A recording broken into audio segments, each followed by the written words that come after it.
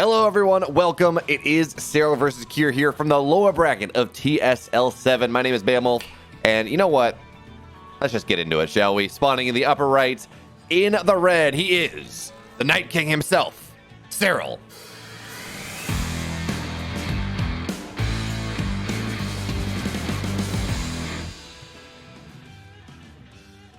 And his opponent here spawning in the bottom left, in the blue, the online warrior from Dragon Phoenix Gaming, he is Kier.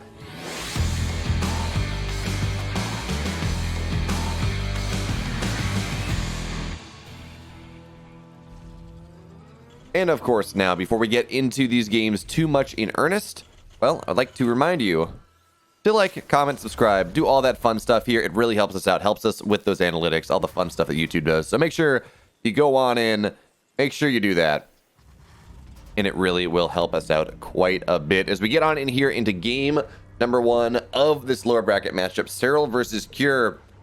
And someone who's not paying attention to the scene as much might say, wow, SERRAL in the lower bracket, what the hell? B, Kier is playing against SERRAL cross server, and as good as online Kier is, Kier's got no chance. Well, Kier's actually had a very good run against all of the top tier European Zergs over the last 6 odd months. He knocked both Raynor and SERRAL out of the King of Battles in late 2020. He's had good runs against SERRAL in, I want to say TSL6, or against Raynor in TSL6. Kier actually has had these European Zergs numbered just a little bit. Now, that doesn't mean that he's going to clean sweep. I don't know what's going to happen here. I've not seen these games. But this matchup is a little bit more even than one might otherwise think at first blush. So that's where we are right now. Of course, both players did lose to fall back to drop into the lower bracket. I believe some of those matches are on the YouTube channel, or they will be up soon, so no spoilers here. I mean, I guess outside of watching this video and knowing that SERRAL is in the lower bracket. But other than that, we'll do our best to keep things to a minimum. As now game 1 is on Juggernaut. It's a longer map. It tends to be a little bit of a Zerg favored map when you talk to pro players. They're like, yeah, the Zergs tend to like this maybe just a little bit more than Terrans do, because you kind of get those 3 bases. They're rather safe. There's not a ton of dead air space that can be punished. I mean, there's the dead air space outside of the third, but it's not the extremely droppable, punishable issue where you kind of ping pong between bases and makes the Zerg player sad. That being said, this is a rather successful Reaper, although SERRAL, really nice Ling micro, will not lose anything despite the continued pressure. I mean, Kier stayed in there in the natural with the Reaper for quite a while, but still no damage done. Is well, now the Reaper will be forced on out here. Third base underway from SERRAL at the standard timing, about 28 supply. And well, the game does go on. We got a starport here, standard timing for here. This means it is not 3CC play as well. There's no third command center on the way. So most likely this will be Reaper Hellion. If you're Maru, you're maybe going for something like a Hellion drop here. Maru's been enjoying that in this matchup. Specifically, actually, in the World Team League, if anyone saw that. I believe the VODs of that are eventually going to come up on this channel. But I'm not sure whether this is or the WTL VODs are going to go up first. Anyway, those will be on out there. And Maru versus Rogue in particular, he really enjoyed that strategy. Plus, it was a cool matchup, so make sure to check that one out. Actually, if you're going to see any Maru TVC out of WTL, it is absolutely Maru versus Dark Game 1. Really incredible games. But anyway, we should probably talk about this game a little bit more, not other VODs. I mean, you can check those out at your leisure. But yes, it will be Hellion Banshee here, coming on in from Kier. And realistically, this gets 2 workers maybe. This most likely should not get anything done unless SERRAL does make a significant mistake. At this point, the build's all mapped out. All right, SERRAL will have his queens in position. He's going to have his spores on time, especially now that he has scouted this out. And this shouldn't lead to anything more than maybe 1 or 2, maybe 3 dead workers, if that. Some fried Zerglings maybe, and well, that's going to be the total extent of things here. But the nice thing about Hellion Banshee, yeah, your third base is not as fast. You get it at 420 instead of 250. So your economies may be delayed a little bit, but it does a very good job of curtailing the creep speed of SERRAL. It allows these Hellions to be even more active on the map, as on the edges of creep here, because the Hellions, or because the Banshees, excuse me, force the Queens back into defensive positions. And when the Queens are not there defending the front, the Hellions can dive on in, prevent the spread of creep, and it just gives you a little bit more map control, again, at the expense of having a slower third base, having slightly less mules early on, slightly less SCVs early on. It's not going to win you the game or lose the game, most likely, And, you know, it can get something done. So the Banshee is now going to dive on in, and there is Cloak done. It's really not going to do all that. Cloak's not going to really accomplish all that much here because, I mean, there are spores in every base. But, hey, one worker does go down. Probably going to see this happen maybe 1 or 2 more times. But Rainer, or excuse me, SERRAL with a really nice positioning here, will be able to get some significant damage done to these Hellions. And, okay, so now, there we go. 2 workers are dead. Half damage, 3/4 damage on the Banshee.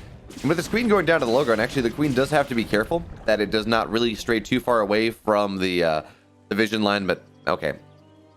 It will find its way back home, and now we do have a lair on the way, or a lair done, excuse me, which means there will be Overseers, which means the time of the Banshee is mostly done. But now with 2 Banshees coming on in, there is some potential for damage here. SERRAL on top of things, though. Look at this. Immediately pulling his workers. Will not lose a single worker to that exchange, and really nice job there from SERRAL. He's just getting on into Ling Bane behind this. We don't see any Spire. We don't see anything like that. So it looks like, for the most part, this will just be your kind of Ling Bane into Hydra Lurker style that has become so popular. I mean, there is the chance that this is just Ling Bane into Ultras, and there is still a little bit of time that we might see a Spire get dropped on down after Baneling Speed is done, after the initial hold happens. We do see SERRAL in particular do that on occasion. But no, look at Zergling Surround coming on in here. The Hellions, though, they should be able to get, I don't know if they, no, yeah, they should be able to get out. Okay. Well, kind of.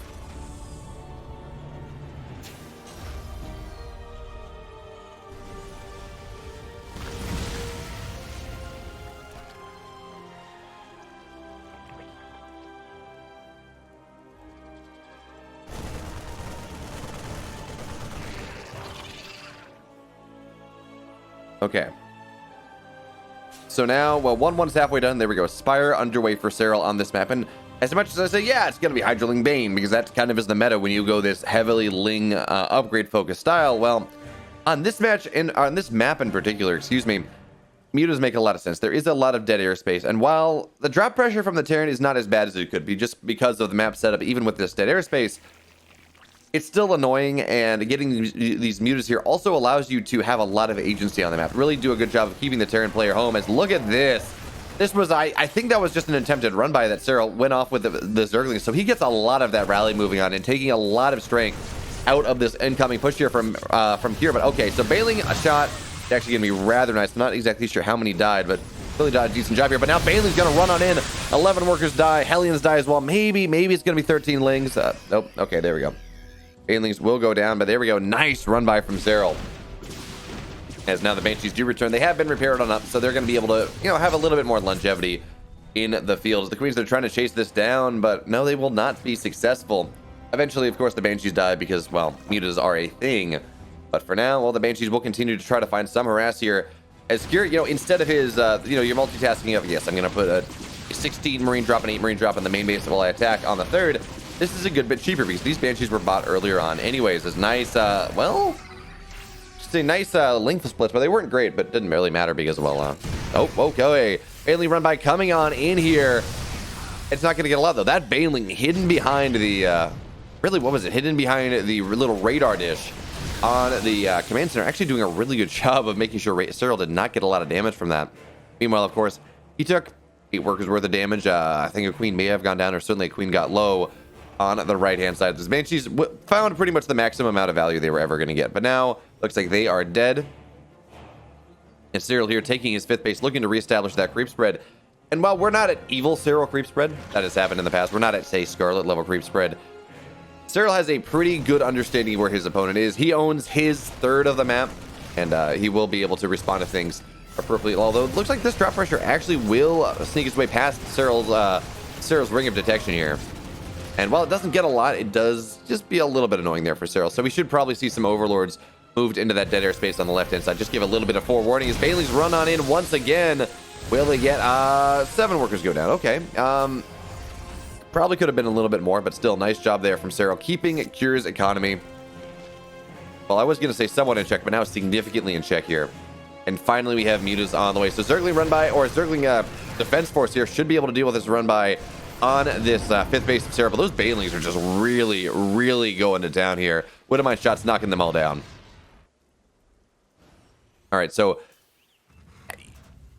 we don't have a hive on the way, right? That's the thing I'm worried about. Okay, never mind. Hive on the way now. So, the one downside of this kind of Lingbane Muta style is you don't tend to get into Hive tech that quickly, but realistically, that's not true in this game, right? That's a truism that we talk about when we talk about, like, two base Muta. Oh, nice Widowmine shots. SERRAL just hits the bare edge of that, so 2 Mutas will go down. And, well, SERRAL already didn't have a lot of Mutas on the field in the first place. But anyway, yeah, so the whole, oh, you don't get 3-3 if you're going Mutiling Bane, it's a truism if it's like a rushed Spire, something that goes down 5 to 6 minutes, and you're like, well, okay, you're cutting a lot here. But the style that SERRAL plays, that I actually tend to be a decent fan of, is this idea where you're like, okay, I'm going Lingbane for the first wave, I'm going to hold that off, I'm going to take my 4th base, and then I'm going to drop that Spire. It's delayed, yeah, you don't have that really nice 6:30 timing where the Mutas fly into the naturals, fly into the main base and kill like 15 workers, which of course doesn't happen every game anyways. But on the flip side, you can get to your Mutas sustainably. They're not kind of this pseudo all-in tech where you got to get something done with them or you die, but even more importantly, they come out like right at that timing where their Terran is going for a push.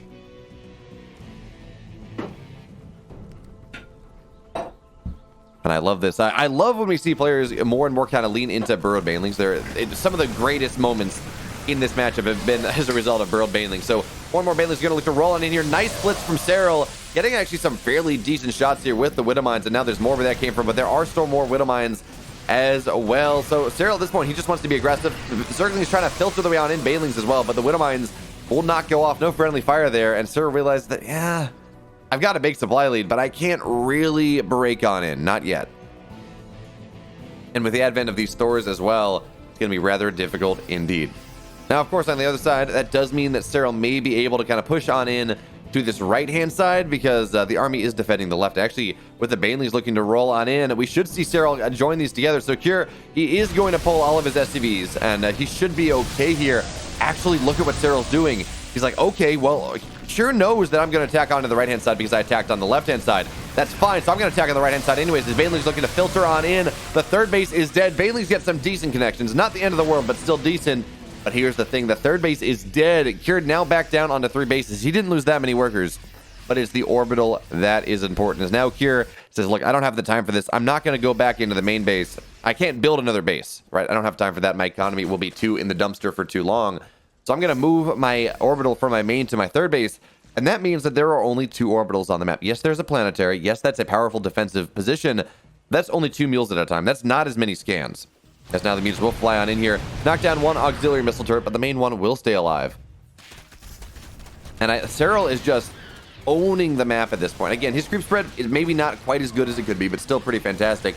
But more importantly, where he's playing on the map here is Banelings look to filter on in once again. The Widowmine shot's not really going off, but SERRAL just detonating Banelings on top of them beforehand. Meanwhile, a couple Zerglings, they find their way on into the 3rd base, and with Crack here, well, they are doing a damn fine job. Now, the one thing I love from Cure in this matchup, and it's something we don't see Terran players do all that often, is he is just going for massive amounts of missile turrets. He's got like 4 missile turrets in that 4th base because he understands that the Mutas can be a problem. But hey, 4 missile turrets is what? 400, 600 minerals, something like that. It's not any gas.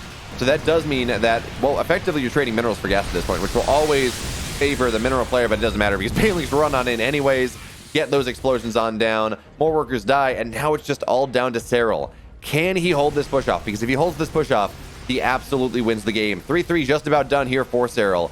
And this is going to be the time. He probably, you know what, he's actually absolutely okay with even taking a base, even with losing a base here. Because all he's got to do is make the hold happen. All he has to do is sweep the army from the map. As ground carapace is done in 7 seconds. Meanwhile, SERRAL, he's just going to bleed some Banelings on in, trying to get with the connections he can. As the Mutas, they're just going to sit on top of this base. We have some ghosts. It looks like we do see some snipes going on out here, but it's not going to be enough. As the Ultras come on in with the Queens on support. GG SERRAL.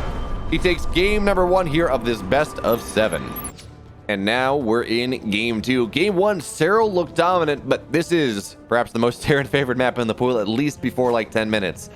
So we're going to get into that in a second. But spawning in the bottom left here, in the red, up 1 game in this series in the lower bracket, he is SERRAL.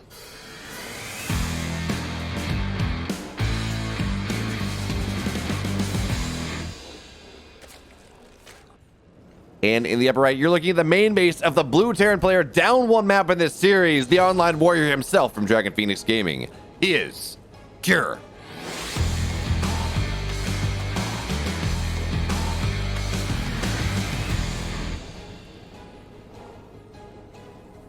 And, well, I mentioned this as we got into the game. This is perhaps, well, it's got some really cool trapped hydras here. But this is probably the most Terran favorite map in the pool up to a certain point. Certainly, while the Zerg is on 3 bases, even while the Zerg is on 4 bases, it is kind of, there are these weird timings where if the Zerg player can just kind of sit in the middle of the map, get their creep spread to about 50% across the map here, and take all those fights there, it actually can work out rather well for them. But if the Terran gets onto the Zerg territory at all, it becomes just a slaughterhouse because it's a 28-second rush distance. The Terran player can resupply so damn fast. And the popular expand patterns really just favor the Terran as well because they almost always will be able to expand into a position where they can rally through their base. So even run-bys are not nearly as effective as they might otherwise be. And that's in the mid-game. When things get a little bit later, if the Zerg is not successful in knocking down some of the destructible rocks that you can see on the bottom right and upper left of this map, then you get some really scary tank pushes that do a very good job of knocking down the Zerg's like 4th or 5th base. And on a map that we only have 6 bases, and realistically getting the upper left or the kind of the bottom right, getting any of those bases, you're not really going to be able to get them all that easily because they are so close to your opponent that a Zerg's never really going to have that. So the Zerg needs to make sure that they win early. There's a reason we see a lot of roach pushes on this map, but look at this. We have a 3-racks build coming on up here from Cure. I guess looking to just take advantage of the short rush distance on this map. We really only see this build against Protoss players for the most part, like the Beyond build where he just moves out on the map with like 30 Marines, 23 Marines, stim, and kills a Protoss player if he's able to do so. This is not a TVB, for those of you who are wondering. That is a Zergling now scouting out the natural. But even still, all right, this is going to be interesting here. Getting these 3 barracks does mean that the tech of Cure is delayed a little bit. He will have a later factory. He will have a later starport. So that does mean that, well, I mean, if SERRAL holds this off, if he's totally fine, it does mean that SERRAL will have some sort of a tempo advantage. And I do like this. SERRAL understands that this is a map where you have to take every single precaution. So we see a rather quick Roach War, and the Roach War I think went down at like 255, and this may mean SERRAL is actually interested in doing like the 35 drone Roach Ravager all in. We're gonna have to see what he does here, and we do have more Overlords on the way, so I think that's actually what's gonna happen here. And well, like a spider to a fly, that is gonna benefit Cure rather significantly if he gets his SimCity up in time, right? Because of course we have stim and combat shields on the way. If he can delay this just a little bit, if his stim and combat shields do complete by the time that SERRAL's attack really starts in earnest, well, he's going to be fine. Especially because he does have tech labs on 2 of those barracks, so he can get those marauders that he needs to make sure the hold does happen. Now, of course, on the flip side, it means that his factory is a lot later. It's going to be more difficult for him to go and say get the Cyclones that he wants for the hold, get the Banshees he wants for the hold. So it's really just all down to slim timings here. Now the Roaches are moving out on the map, and it actually looks like SERRAL, he's not really committing to the all-in. He's just making like, what is this? 9 Roaches, and he says, okay, well, 9 Roaches, and that's going to be that. The rest of things, I'm just going to start droning behind this. So this is more of a kind of aggressive defensive option. It's meant to put the fear of God into Cure, and in fact, SERRAL moving out here, he's had the fear of God put into him, as he will see this large amount of Marines moving on out. So he's like, I know what this is. Even if this is something we don't see all that often, he is well aware that these Marines are moving out. He understands that stim and combat shield are probably going to be done by the time these Marines move on out. So he's building more safety roaches, and this means he should be totally fine from this. Especially now with the creep spread on the left-hand side. He'll be well aware of things, although he will lose an Overlord, and that's going to be a bit annoying. Supply blocks are always problematic, but with the number of roaches here, the stimmed by, well, actually even the unstimmed by right now, shouldn't really pose that much of an issue. There we go. Okay, it's just stimming to run away here. Not ideal for Cure, because he won't lose a lot. He's actually not really going to suffer from this all that much either. There's concussive shells on the way as well, and this is just going to turn into, oh, actually we will have 2 base, so maybe just 1-1. We don't have a 3rd base though, so I think Cure for the moment is just going to lean on into this 2 base all-in idea, and that's valid, right? He does have a lot of production early on, and he's rather close to in army supply to a Zerg player who is going roaches, which of course that is artificially inflated supply.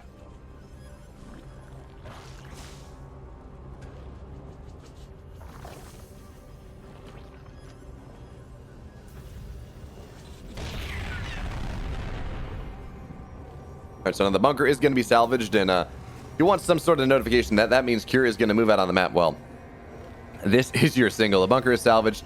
The army is moving out. They're now medevaced with this army, which means they're going to be that much more powerful, even if it is going to take the medevac a little bit of a time to heal everything on up. And SERRAL is aware of this. He's like, okay, medevac's out. Saw the army moving on out. And that tells me everything I need to know about this. And here's the interesting thing, by the way. Because of how this map is, because of the build that Kira has opted to go for, SERRAL is only going for Carapace. He has Zergling speed underway as well. It will not come on into factor. It will not come into play for this defense. But it may help him later on. As SERRAL now, he's up 20 army supply. If he can get a really nice surround, he will be able to take this fight rather easily. And one thing you have to worry about on a map like this is, unlike most maps, when you move out on the map, you're not safe from a counterattack. Like Juggernaut, for example, you're like, okay, I kind of lost a fight, but it's in my opponent's base, and it's fine. Not on this map. On this map, you lose any single fight, it means that your opponent is immediately going to be in your face, and that's not fun indeed here. Note it, like SERRAL just leaves his third base, and immediately he's in the middle of the map. Now, Zergling speed is just about 30 seconds from completion, so these Zerglings won't be able to get that much done yet. But also notice SERRAL here, his income is not great. He's only on 53 workers. And granted, that's acceptable because his opponent is on 2 bases. He doesn't need to get up to 80-odd workers in this game.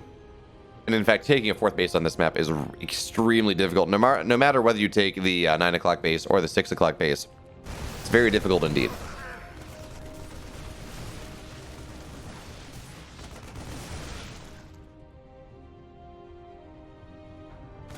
Now we have SERRAL looking for an engagement here, and he's really looking to engage where there is no creep, which could be a bit of a problem. And on top of that, SERRAL has just invested in a lot of stuff that is not army supply.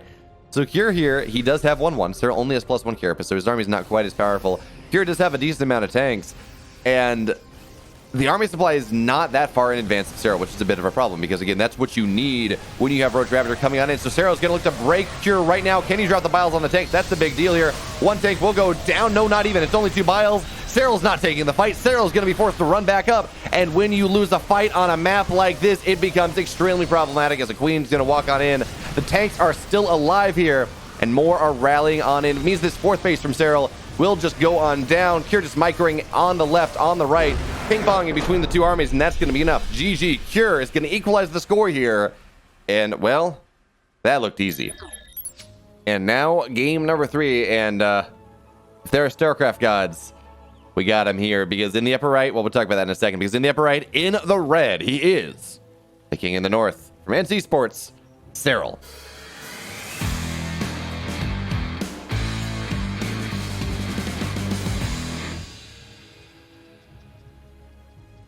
And in the bottom left, in the blue, he is, for Dragon Phoenix Gaming, Cure.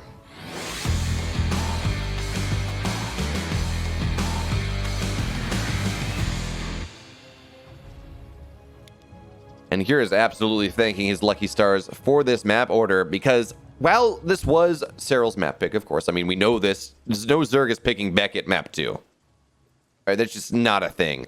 So we know that this is Cure's map pick here.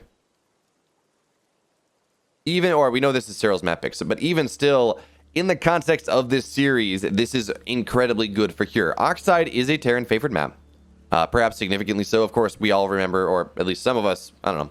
You saw the interview with Raynor after he won Katowice, and someone asked him what his least favorite map was. He's like, yeah, Oxide by far. And that was in a time when Submarine was still on the map pool, so that says a lot. And, you know, in a standard best of 7, maybe SERRAL's up 2-0 here, whatever, it's not a big deal.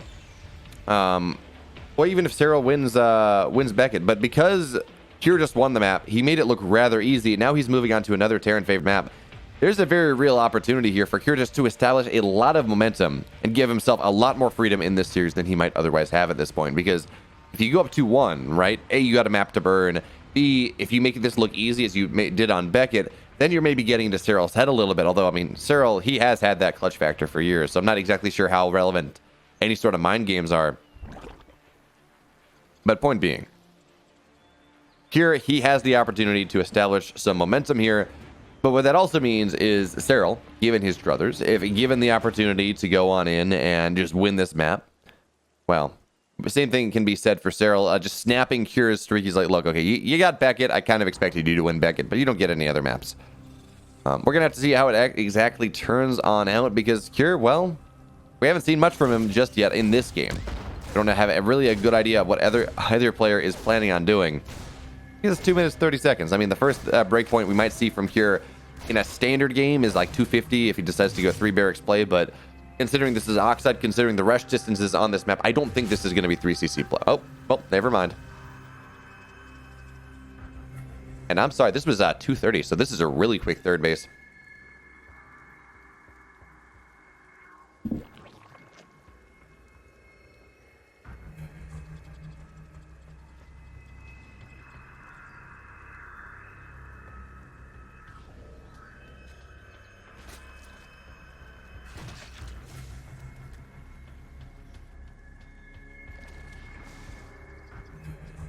And what I really like here is we look at how things are going, right? 3cc play here from here on this map on, again, a shorter rush distance, a map that is traditionally aggressive for Terran. I like his build variability, right? He went for, what did he do? Game 1, he went for Hellion Banshee, kind of that stock standard Terran build. Game 2, he went for a 3 barracks opener, not stock standard at all, but it's Beckett, so anything that's aggressive is standard. And here he's going for 3cc play. So he's doing what he can to keep SERRAL guessing. And SERRAL, for his part, well, he is here on 35 workers. He's building 6 drones, or building 6 roaches, 8 roaches. So he's going to try to do that same thing he did on Beckett, which didn't work, but at least he scouted things. And see if this time he can do the damage he needs to get done to Cure to make it worthwhile. So 9 roaches are on the way, and this time, of course, it is Hellion Reaper. The Hellions are moving it on the map. So the first warning that Cure's going to have, actually, it's going to be delayed here because the Queens do a very good job of zoning all of these Hellions. Oh, the Hellions are going to go the other way. This is going to be totally unscouted for quite a while by Cure. And you know what? This may be everything SERRAL has been dreaming of in this matchup. Now, Cure will scout the third base. It's like, okay, there's not a lot of workers here, but I still see you're putting workers on in. So that in itself is not really any sort of proof. But now the roaches will find these Hellions. One Hellion will go down to half health, but that's going to be about it here. But now the roaches, they're going to try to find their way on in. And we're going to have to see some panic walling coming on up from Cure here. One bunker goes down. That's just going to get canceled immediately, though, as we will see a second bunker going down. A couple Hellions die. And now Liberators on the way, Marauders on the way, Concussive Shell as well. Just anything that Cure can find to make sure that he can hold this off, because this is a bit of a problem here. It is only Hellions, it is only SCVs, and we will see, of course, the Liberator go on up, but that's not really going to be all that useful because the roaches can just micro around. And remember here, SERRAL is just interested in damage. He's not trying to end the game right now. If he's able to do so, that's nice. But getting 12 workers here, 13 workers, 4 9 drones, a bunch of Hellions, removing every semblance of map control that Cure has from the map, putting himself up 55 workers to 29 SCVs. Well, I'd consider that a win. I think SERRAL would as well. But now the question is, where does he go from here? Does he stay on Roach Tech? Does he go for that kind of 1-1 Roach idea that we have seen players like a Rogue use such great effect in the GSL? Or is he going to go away from it like he tried to do in the previous game? He had the Roaches out, and then he went into a delayed Zergling speed, would try to go Roach Ravager, Ling Bane, and it did not work out. Granted, Beckett kind of taking any sort of value judgment about what strategies are good in a standard game and comparing it to Beckett just doesn't really work out all that well. As the Zerg, that Queen will not find the proper position here. So nice assassination there by that Liberator. Actually, that's a bit of an annoying spot. I don't know if the Queen can reach that without, going under fire. So 2 Queens are going to go on down. There's no Spore in the natural. So SERRAL's not going to be mining from this base for quite a while here. Oh, that is extremely unfortunate. Now Hellions are going to run on in and line them up. Oh, this is, if Cure wanted to find a way back into this game, this is it. 11 workers go down, and the Hellions are still alive. Yes, most of them are heavily bruised, but there's still 3 here. 3 shots kill a drone, so 14 workers have died. And so much damage here. 19 workers will die. Cure has found an opening here, and the Liberator is still alive, still denying mining from SERRAL's natural. All of a sudden, we're like, yeah, SERRAL, he's in such a good spot after he killed like 12 workers. That was so good. And then, well, Cure just says, hold my beer. I'm going to kill 24.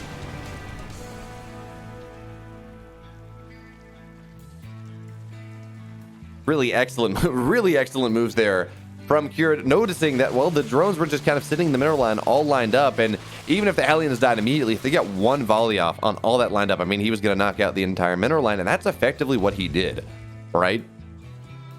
Standard mineral line is, in fact, what is it, 22? Yeah. is 22 drones, so he gets more than a mineral land there, and that is massive in the context of this game. It really equalizes things, and that means that SERRAL does not feel confident going for 1-1 roach. So we have, of course, we have a infestation bit on the way, we have Bailey Nest on the way, as SERRAL just trying to defend with these unupgraded roaches for the time being. But one of the downsides of this tech that SERRAL is going for is it does not move around the map all that well. It's not super mobile. So we see Cure immediately looking to punish that, looking to just kind of bounce high ground, low ground, use drops all over the place to keep SERRAL back, and more importantly, just take positive trades wherever he can. So there we go. 2 more queens do go down for a grand total of 4, and look, it's going to be another one. Cure just really abusing this high ground, low ground position that SERRAL has adopted or has agreed to expand on into. And while he will not get the base, he's just taking extremely positive trades.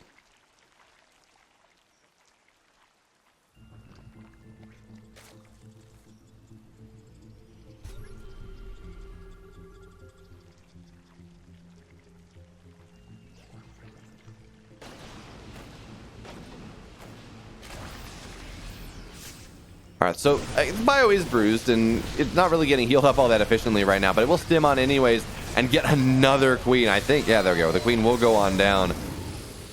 Nice. This has been like, what, 5 dead queens? 6 dead queens over the course of this game, which is not all that great. Now, I did not know that observers could rejoin games. Not exactly sure how that one worked, but anyway, I did not know. Yeah, that's what I was saying. SERRAL's hive is now done. Right, and this is actually a really quick hive here before 9 minutes. This hive is done before his 1-1 is, which, okay. Interesting. But anyway, now we do have the drop coming on in once again here.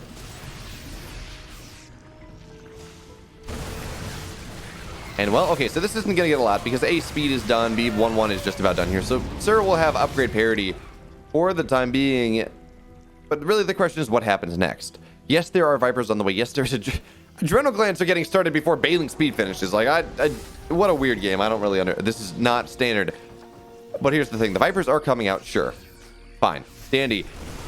Cure has a big army, right? His army is bigger than SERRAL's, and a good percentage of SERRAL's army supply are unupgraded roaches.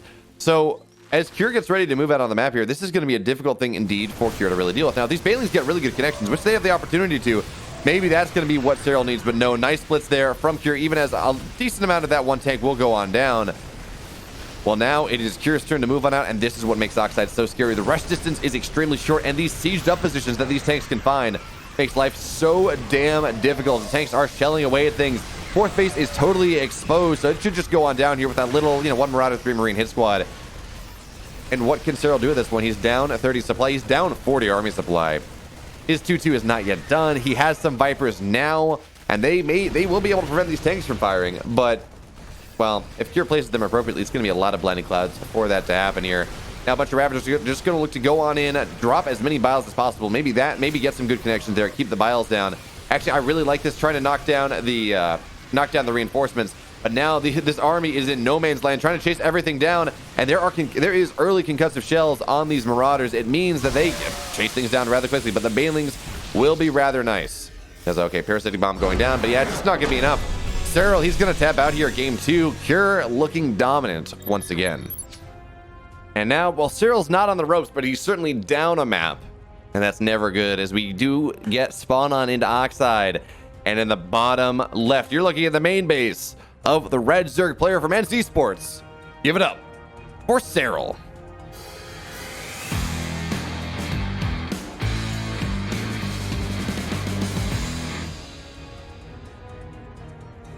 And his opponents in the upper right in the blue up a map here against the former world champion. He is, for Dragon Phoenix Gaming, Cure.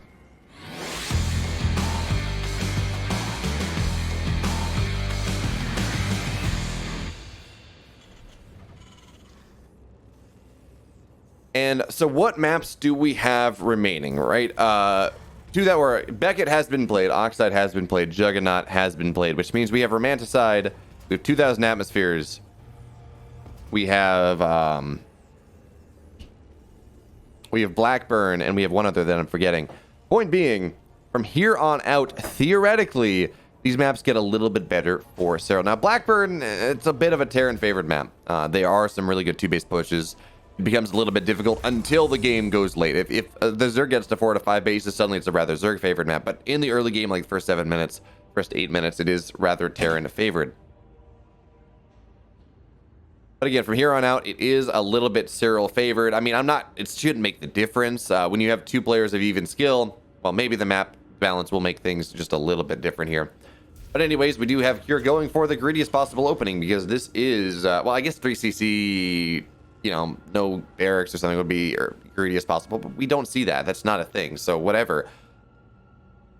Cure going extremely greedy here. He goes barracks into reactor into command center. Well, I guess CC first would be the greediest, but it's fine. You get the point I'm making here. No Marines, no Reapers out before he does get that reactor, because he understands that this is 2,000 atmospheres. He doesn't really have to worry about anything super early, so he's going to be fine there. There we go. Now, eventually, of course, if there was some sort of like 15 pool aggression that we have seen players like Raynor and SERRAL use a little bit more as of late, well, you will have free Marines by the time that those Zerglings do find their way on in. So, absolutely fine. No big deal there. As oh, okay, Cure. I'm sitting here and I'm building this story of Cure playing the solid, standard, greedy play, going into 3 bases. It's 2,000 atmospheres. That's what everyone expects. Well, Cure says, no, don't try to tell me what to do here. I'm the boss of myself, and I'm just going to drop 2 additional barracks, and I'm going to do that same build I did on Beckett, but this time, you probably won't expect it, because it's 2,000 atmospheres, and yeah. And even then, seeing these 3 Marines on the ramp is not really enough to tell SERRAL that this is this high form of aggression. In fact, SERRAL did commit to roaches in Beckett. He scouted the Marines. He scouted the maybe slightly unusually high Marine count. And he said, oh, and he still sent his roaches across the map, and he still leaned into that attack when what he really should have done is get up to like 45 workers and then built the roaches and defended that. So we're going to have to see whether SERRAL is going to be made aware of this time, as we do have Marines patrolling, which does mean that this Overlord is going to struggle to get on in, but maybe he will be able to find his way around the backside, and then, okay, seeing the 3 barracks, even 2 barracks is going to be enough to tell you things, especially because both barracks are researching, right? In a 2-on-1, you do not see double researching barracks. It's just one with a tech lab, one with a reactor. So now we do have, of course, SERRAL. He's running on in, and here's the question: what does he see? So okay, yeah, he will see the 2 barracks. He will see both things researching, and that is going to be enough, right? SERRAL is now aware of what's happening, and this means that Cure has a couple options. He can either move out right now and kind of hit a timing before SERRAL expects that timing to happen, or he can go for that timing anyways and say, look, even if SERRAL knows what's happening, it's still powerful. Or he can do what Bjorn does a lot when he goes for this build and gets scouted. Granted, TVP, it's a different matchup. But you just kind of keep all your army and you say, okay, well, it's going to be fine because I'm going to be aggressive anyways. Or I'm going to be aggressive anyways. I might as well just keep these 20 Marines and fold them into my main army and make my main army 20 supply higher when I move out on my next attack. So not exactly sure what Cure is going to go for yet. But those are kind of his 3 options here for the moment. And we're getting a lot of gas taken for Cure. Now, I'm confident that this is not going to be some sort of mech swap, right? Stim, Combat Shields, Abbott Research, this is 3 barracks, but otherwise, I would think this is mech coming on down, because this is double cast the main base and the natural before 5 minutes. Normally, that is your mech tell. So it's going to be interesting to see just how much... Actually, you know what? That's fine, because Cure, he skipped a lot of gas early on to make sure that this 3 racks did happen, and he's just making up for lost time with gas mining. As the bio will look to move on in, not stimming just yet, because, well, stim is done, but because they don't need to. And SERRAL should be able to ward this off rather easily. He has Lings, he has Banes, he has Queens. But the nice thing, of course, here for Cure is, again, he has actually done a really good job of curtailing the creep spread of SERRAL throughout the entirety of the series. But now SERRAL's going for a bit of an engagement here. Surround coming on in, and stims are there, but look at the target fire from Cure. All the Banelings are getting target fired down, and yes, this bio is slowly dying, but he takes the entire army of SERRAL with it. And what is that? 6 Marines, they will remain. Look at resources lost. Well, yeah. That favors the Terran player quite significantly. And now, well, +1 is just about halfway done. We have medevacs on the way, tanks on the way as well. So Cure's next push, well, it's going to be equally scary. And SERRAL has been forced to cut workers to make this happen. He has more Lings on the way, more Banelings on the way, more Queens on the way as well. Going up to actually going up to 11 Queens here.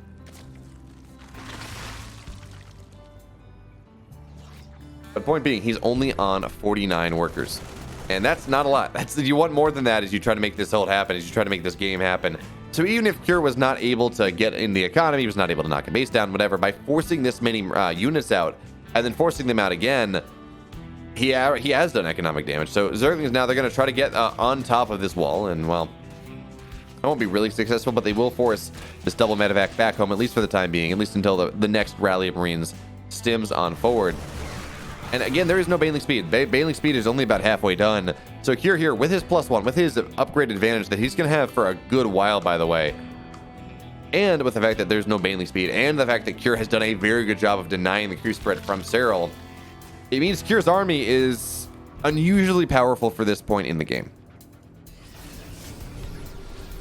I was going to stim on in once again, just clear up as much creep spread as possible. And this is a scary pushing position that Cure has found his way out into. Having that high ground, having those doodads, it means he can defend the tanks rather well indeed. And that's what we're going to see here. So sieging up around like just the most optimal position.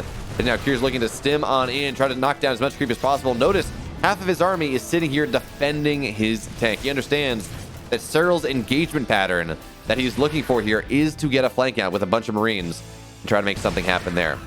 But SERRAL realizing, okay, I'm not going to be able to make that happen. Maybe I can get a run by, but no. Here is too damn on top of things. The tank on the high ground will prevent any sort of run by, and all the bio here on the Xel'Naga tower is going to prevent anything from happening on that side as well. You're doing such a good job of shepherding on in and ensuring that his rally is untouched, because SERRAL has been looking to punish that every game in this series thus far.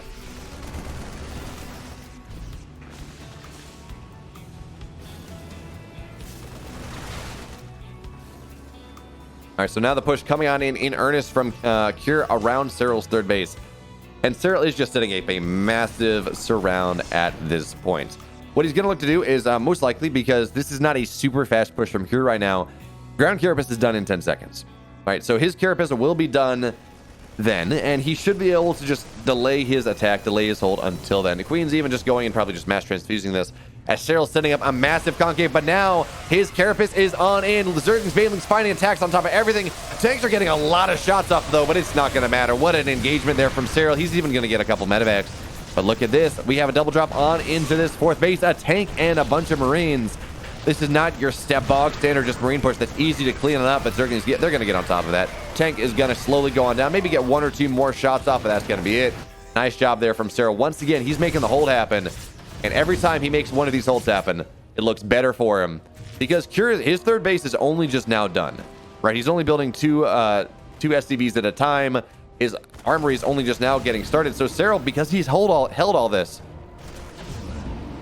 well, he's just going to continue to grow. He has +2 armor on the way. He has the possibility for Hive going on in. That may be a little bit too greedy for the game state. Actually, as more I think about that, that's a bit worrying, right? We have an infestation bit coming on in right now, and Cure is being rather aggressive, right? This is not a map. This is not a game where it's really easy for SERRAL to get on into that +3. And with the infestation pit and getting Hive, that is a lot of gas that SERRAL could be spending on Lings, on Banes, on some sort of tech. But considering the fact that he has, of course, neglected a Hydra Den, neglected a Hive, neglected a Spire, neglected Mutas, he does have that gas to spare. So maybe that way work out for him.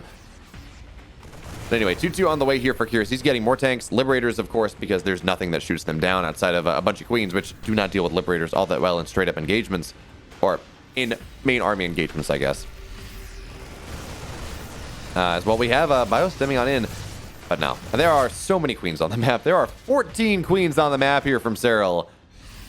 28 of his army supply is just pure Queen. That's pretty cool, actually. The really nice adaptation there. Understanding that, yeah, Cure is just being really aggressive. So if I can just add all this bulk at the front of my army, by the time I start to lose them, I'm going to be really stable. I'm going to have my Hive. I'm going to have 2-2. I'm going to have Adrenal Glands. I'm going to have Vipers, maybe. I'm going to have everything I want. And on top of that, I mean, Cure is really focused on creep denial in this game. So SERRAL getting all these Queens, it does mean that he will be able to make sure his creep spread is the best it can possibly be over the course of this game.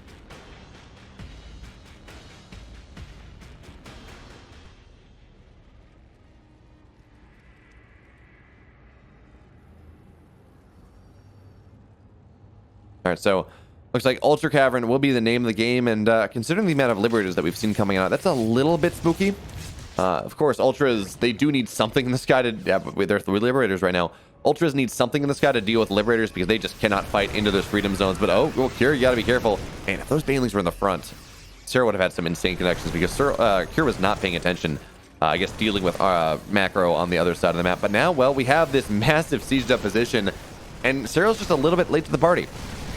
So this is actually going to be a devil of position to recover from. And actually, no, Serral says, look, I'm giving the base up, whatever, I don't really care. Here's the problem. You look at this, you're like, oh, there's a clear flanking position from the left side. Well, actually, no, that's a ramp, or that's a cliff, and you really can't find your way on in. So it takes a lot of work to get a big surround coming on in. Banelings will not quite make the connections once again, but the base is dead. Infestation Pit's going to get targeted on down as well, but again, that doesn't really matter because the Hive is here, and really you only get the Infestation Pit for the Hive. Now, if the Hive goes down, suddenly knocking that Infestation Pit down is going to be a bit more impactful. But now, well, we have the slow push from Cure going on, and Serral looking to take a bit of an engagement here. Parasitic bombs on top of these Liberators, which I don't know if that's the best move. And Serral does not clear Cure's army. Right? This is the problem with this map, or this is what can become a problem with this map. If you allow the Terran into this position, in this kind of choked off position outside of your natural, outside of your third base, it becomes incredibly difficult to shoo them away. So, especially now that Cure is being really aggressive here with these drops. He's going to add 4 more medevacs where that came from on into the main base. And we talked about how important knocking the infestation bit down, or how unimportant it may be. Well, if the Hive goes down, that's going to be a bit of a thing. But okay, Liberators, they're going to siege on top of this mineral line, but there are again 14 queens. No big deal there. Drop's going to be taken on out as well as the blinding, or excuse me, the parasitic bomb's doing really good work there. I think 4 medevacs just went down. But Serral cannot fight into this, not the way it is. I mean, maybe if he sets up a big surround like he did earlier on, but certainly not right now. There is no way he can take that fight. Certainly not until his Vipers have more energy.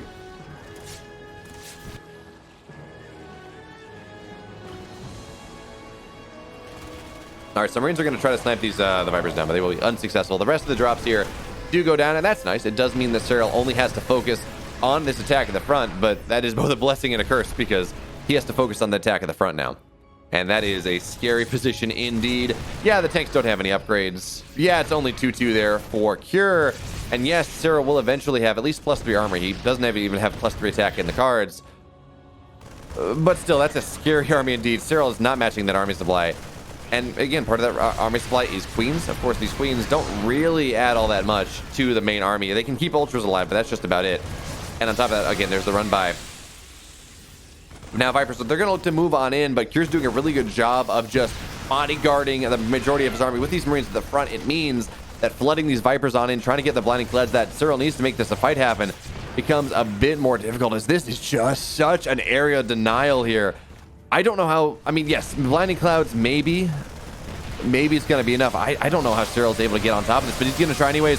Ultra's moving on in with Queen's support, just trying to get as many transfuses as possible. Queen's running on forward, knocking down the front Liberators, and that's a massive Baneling shot. But for every Baneling connection that happens here, there are 3 or 4 more tank shots as the Bio looking to stim on in. And now the army of Serral has been cut in 2. Some in the natural, some in the third base, but now the Vipers, they're going to look to move on in. Parasitic bombs on top of these Liberators. Serral very clearly feels that it's not about the tanks here. That's not what's causing him problems. It's these Liberators. So if he can take the Liberators down in some way, shape, or form, he may be able to take the fight. I don't know if that's true, by the way. I think both of those are really big problems with how many tanks we have. But anyway, I love this from here. He drops mules. He says, okay, you're doing this chip damage. You're hoping to eventually kill stuff off. But what if I just drop some mules? What if I repair everything that you've just kind of been slowly trying to kill off? And that means Serral now, he's going to be forced to take an engagement, but every engagement he takes is just a disadvantageous one. He's now down 7,000 resources, and he, for the last 5 minutes, has been unable to shake Cure from this position outside of his third base, outside of his natural. And now Cure, he's just leapfrogging in that much more with these 5 or 6 tanks just sitting on in. Parasitic bombs just trying to slowly knock these the Liberators down. I would love to have seen Serral go on in there and just get a Spire, right? When he saw those Liberators, get that Spire, get on up to like 10, 12 Corruptors, and do what you can, at the very least, to just have something that can actually fight these Liberators on their own footing. But that's not going to be the case in this game. And even more importantly, the creep spread that Serral has worked so diligently to build, well, there is no creep spread out of his natural. And that's really a problem, right? It's going to be so much harder for him to take the engagement now because Cure is off creep. So Serral, he's going to try to flood on in, do what he can. But because Kira's off creep here, it's going to be that much harder for SERRAL to get on top of things and actually make things happen. As it looks like the natural is coming under threat. That just it looks like it's the timing here for SERRAL to move on in, doing what he can. But where are the Vipers? Do we have any Vipers right now? We have two. They're not in this engagement, though. And SERRAL cannot take that engagement without Vipers. It's just not a thing. So all the Queens that we're fighting here, most of them are now dead, which means we don't have the health batteries that SERRAL was looking for. And now Kier, he's in a really good spot. Finally, we have those blinding clouds coming on in as Kier looks to stim on backwards on an incredibly overstimmed army. But there's nothing to keep these Ultras alive. They're getting shredded here. GG. Now Kier, he tightens the noose just a little bit more. Up 3-1 in this series. He's on match point. SERRAL is one game from elimination. And now game number 5 here. SERRAL, his back's against the wall. And Kier, he's one map away from moving on. So let's introduce our players. In the upper left, you're looking at the main base of the former world champion from NC Esports, SERRAL.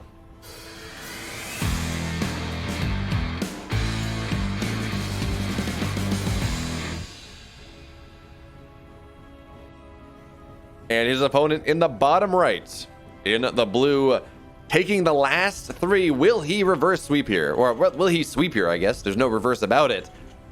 He is Sir Dragon Phoenix Gaming, Kier.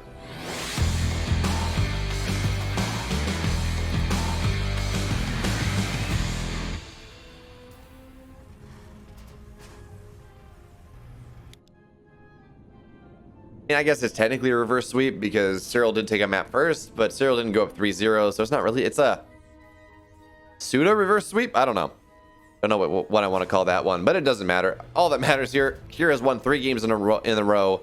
He does have momentum on his side, and SERRAL doesn't really.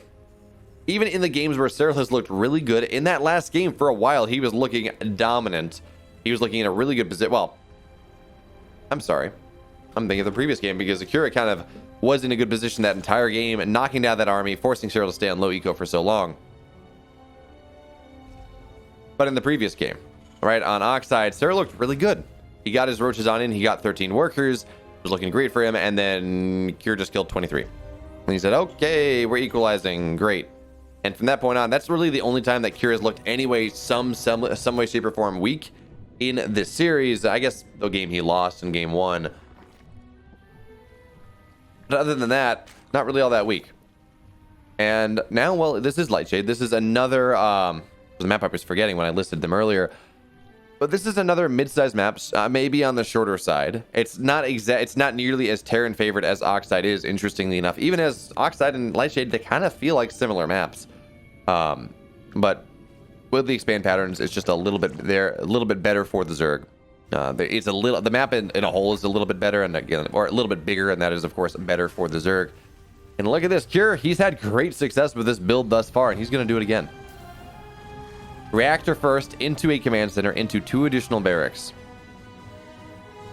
And SERRAL has just not been properly prepared for it any time. Even when he scouts it, he takes significant damage.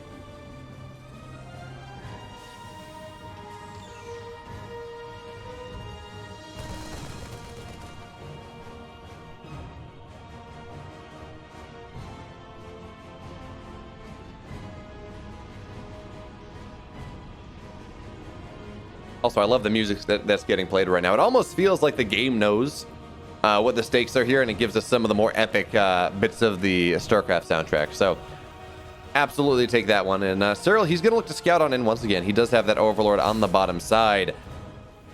But I don't know if you have quite as much freedom to get into the main base on this map as you did on the previous. Right, 2,000 atmospheres. Yeah, I think the Overlord can get a little bit closer to where Kier has opted to put his buildings before getting scouted and targeted on down. So not exactly sure, though. We're going to have to see what happens on that one. And in either case, though, SERRAL, he's going for that 330 Baneling Nest. He understands that Kier has been doing pretty aggressive stuff this entire series, so why stop now? Get that safety Baneling Nest, go to town, have some fun, make sure you don't die. But I mean, the Baneling, I did not like the Baneling response from SERRAL in that previous game. Right, you looked at it, might have been rather good, but at the end of the day, well, Kier sniped every Baneling. He killed every Zergling as well. and it just really didn't work out all that well for SERRAL. He was forced to stay low worker for longer because he lost his entire defensive army, and Cure didn't. And he will scout this once again. In fact, Cure not even bothering to target the Overlord down because he's just moving out on the map with his army. SERRAL's scout is just a little bit later, and I don't think that's going to make that much of a difference for the hold, as Zerglings are on the way. They should spawn by the time these Marines move out on the map here, so we do have more Banelings on the way. And now, well, now the Overlord is going to get targeted on down. No surprise there. But really the question here is whether Cure can do the same magic that he did in the previous game. Just take such a positive trade, target every Baneling down, all that fun stuff. Now, he will look to sit on creep for the time being, off a creep for the time being. And considering everything he sees, he's like, there are a bunch of queens here, there are Banelings, there are Zerglings. He's just going to stem on backwards. He says, look, it's not worth it right now. There's too much here for me to comfortably target on down for me to take this fight. So I'm just going to back on up. I'm going to get ready for my next attack because, hey, guess what? Starport is now done. +1 is an eighth of the way done, something like that. It is 25% now. It is underway. And that means this next push from here is going to be even more powerful. In fact, here it says, I don't even need to wait for that. I got a bunch more Marines that I've been building in the meantime. And this feels a little bit more comfortable. Maybe I didn't feel confident in my ability to burst things down when I had, 20 Marines. But now that I have, like 30 in this army, well, maybe that's going to work a little bit better for me. Now, he will, of course, scout for that fourth base, but SERRAL understands the type of game this is. He's like, okay, here, you don't have your third base yet. I see no reason to get a fourth. I only need to stay +1 base. I don't need to go much further than that. And the longer that SERRAL is here, just kind of moving out on the map, longer that Cure is just positioning, SERRAL is setting himself up for a massive counterattack, or a massive flank, excuse me. But is Cure going to be aware of this? So the thing that SERRAL does have to be careful about, by the way, is Cure taking an engagement on half of the army before the other half. And actually, it looks like SERRAL here may be going for a bit of a bust. Yeah, absolutely. That's pretty cool. So he understands that the army of Cure is across the map. And, well, when the mice are away, the cats will play here. Zerglings will force some of this army back, but actually not really. I guess that's all that SERRAL was trying to do.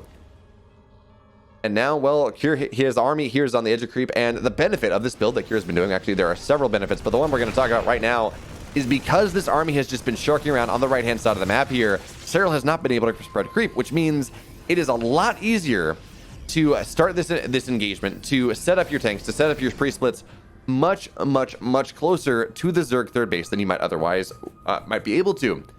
If this was kind of your standard build and the push was starting now, the creep spread would be on the high ground, or at the very least on the ramp. It would take a lot longer to set this thing up. But now, because of the pressure that Cure has been putting on over the last minute or so, last couple minutes, SERRAL has not been able to reestablish that creep, and now that means Cure can hit the base a lot faster. Now, SERRAL here, his timing is Baneling speed. That is what he's waiting for. That is going to be his opportunity to try to sweep Cure's army from the map. But the one thing I'm worried about is maybe Cure's going to be able to take this base down before that happens. But okay, no, that's not going to be the case here. Baneling speed is now done. SERRAL's got his full 270, full 180 surround coming on in, and this should be enough here. Cure, even with the free splits, I mean, there's just too damn much. Cure will be swept on backwards, but it's not as good as it could otherwise be, right? More Banelings connected on tanks that were necessary. And SERRAL, he does survive, though. And, oh, Banelings knocking down a bunch of those rocks. That is not what you want. That is really not what you want there. Banelings are extremely expensive in a game like this when you're only on 49 workers. When your fourth base is only just now finishing, SERRAL needs every little bit of eco he can get, and losing those Banelings to the rocks, that's not what you want to do. Now, we are starting to see SERRAL drone up a little bit more, and this appears to just be his answer to this style, right? Every single game, we see this extremely quick infestation pit, this extremely quick hive off of a game where it really doesn't feel like he has the eco for it. And he has been punished every game, by the way. Every time he's tried to do this, just hasn't quite enough to hold off the tank push that Cure has gone for, and then he has lost the game. So hopefully for all of our sakes here that won a best of 7, or won a full 7-game best of 7, well, SERRAL's actually going to be able to make the hold happen, take the game, and take us to a game number 6. But for the moment, we're past the I have a big push, and I'm going to try to knock a base down part of the game here for Cure, as SERRAL will get a lot of Marines on that. Really nice Baneling connections there. Now it's the point where Cure says, okay, you have 4 bases, you have your nice creep spread, you have 1-1. I don't really have any sort of like big timing advantage for the next minute or two. So now I'm just going to play this game of cat and mouse across the map. I'm going to have 2 medevacs on the left-hand side, 2 medevacs on the right-hand side. And I'm just going to do what I can to, well, to draw you apart, to do damage, to do whatever I can. And Cure is finally taking his third base. And it is crazy that we are in a 9 minutes and 30-second game, and only just now is Cure taking that third base. And he's not even in that bad of a spot because of the pressure he put on SERRAL early on, and therefore SERRAL's relatively poor economic state. Now, the one problem here for Cure is he only had, well, actually he does have 2 A bays, but he's only researching off of one of them for the time being. Only +2 attack coming on in, +2 armor. I guess he just couldn't afford it yet as he gets all these liberators and tanks, because what is Cure doing in this game? Well, he's setting up for the same type of push that he was able to accomplish in the previous game. Lots of tanks, lots of liberators, just doing what they can to just leapfrog on top of each other and just denying so much space from SERRAL that SERRAL really, once that push gets sieged up properly, SERRAL just really can't do much about it. Okay, so we have these 2 drops here on the left-hand side. I think I would prefer here to have one on the right. Well, I guess he does, but he's not really doing much with it. And it's not nearly as scary. But the point being here is when you attack on like the north side and the south side, the east side and the west side, is you kind of force SERRAL to split his army. And that is the point where mistakes can happen. And granted, again, SERRAL is incredibly good. And it's not likely that he's going to make a game-losing mistake by doing that. But it's always possible. And in a game of StarCraft, right, in this game of limited information, it's not about not making any mistakes. It's about forcing your opponent to make more mistakes than you will. As the medevacs, well, there's an example. A medevac full of Marines will go on down. And while the other one, the empty one, will stay alive, still, that was a decent amount of army supply that Cure lost just because he wasn't paying attention. And also, we've talked about creep spread in this series. It's kind of a theme. SERRAL maybe not having the creep spread he's looking for, and Cure doing a very good job of killing it off. Well, in this game, SERRAL has really fantastic creep spread all across the left side of the map here, but Cure has found that position where there's just not nearly as much, and now the Liberator's tanks sieging on in.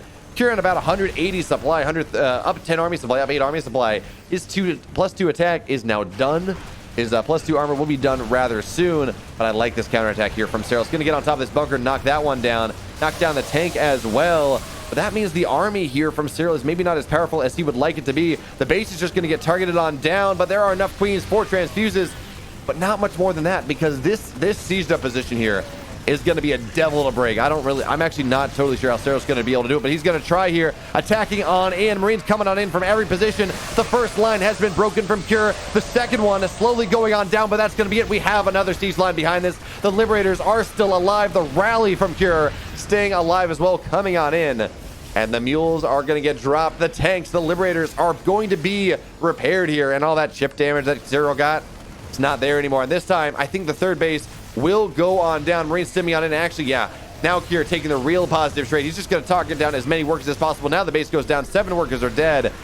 And Cure here, he is all in, by the way. This is 3 bases, but it's only on 54 workers. He really is not mining in his main base all that much.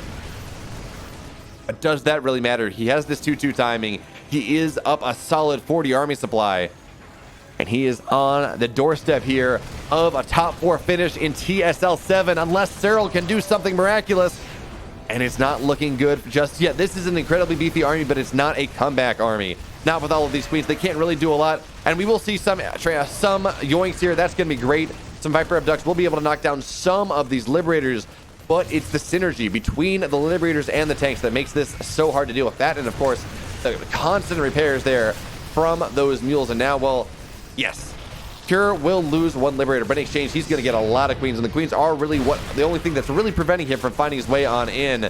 And SERRAL now, he's in that scary position once again. His main and his natural have been separated from his outlying bases, and now that means that it's so difficult to get rallies in, to get your army to come on in, to take these really good trades. Baileys are going to look to spill on in, get the connections they're looking for, but the blinding clouds have now aged on out. The tanks can still fire here. And now Cure has found a solid position between the natural and the third base. The creep is going to get scanned down as soon as there are scans energy for it. And now, well, it's going to be the last-ditch effort here from SERRAL. Moving on in. The queens are going to do what they can to keep these ultras alive, and they are doing so. Is this one ultra enough? No, it's going to go on down. Now it's only queens. That's not enough. GG, SERRAL's going to fall, and Cure moves on to at least a top 4 finish.